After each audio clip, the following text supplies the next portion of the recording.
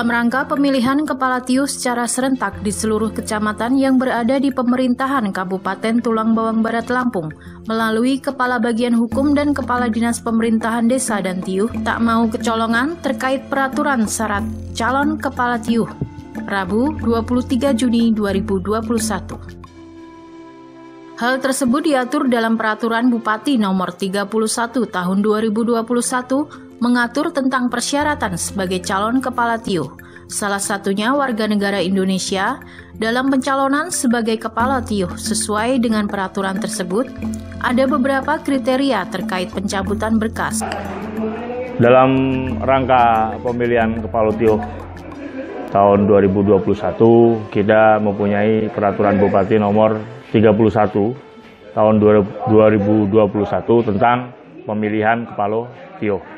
Mungkin di dalam peraturan bupati ini mengatur tentang persyaratan menjadi calon, bakal calon Kepala Tiuh. Salah satunya adalah dia harus warga negara Republik Indonesia.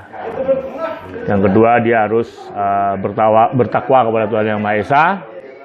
Yang lebih penting di sini adalah ada yang dikatakan tadi mengenai pidana ya.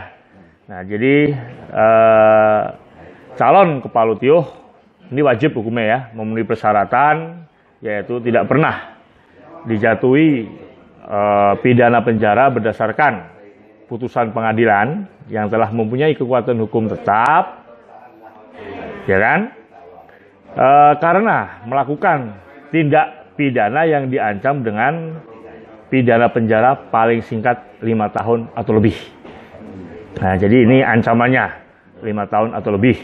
Nah, selanjutnya ini dikecualikan. Kecuali seandainya dia 5 tahun setelah selesai menjalani pidana penjara dan mengumumkan secara jujur dan terbuka kepada publik bahwa yang bersangkutan pernah dipidana serta bukan sebagai pelaku kejahatan yang berulang-ulang. Nah, itu mungkin bisa karena di sini ada pengecualian. Salah satunya calon Kepala Tiuh tidak pernah dijatuhi pidana penjara berdasarkan keputusan pengadilan yang telah mempunyai kekuatan hukum tetap karena melakukan tindak pidana yang diancam dengan pidana penjara paling singkat 5 tahun atau lebih, serta berkas yang diajukan asli bukan berkas yang palsu. Jadi kan kita tentu berpedoman kepada ketentuan peraturan perundang-undangan. Jelas diatur dalam Permendagri 65 tahun 2017 tentang pemilihan kepala desa yang sudah dituangkan juga dalam peraturan daerah dan peraturan bupati, bahwa di situ jelas ya tidak pernah dihukum pidana penjara karena melakukan perbuatan tindak pidana yang diancam. Jadi bahasanya yang diancam dengan pidana penjara paling singkat 5 tahun.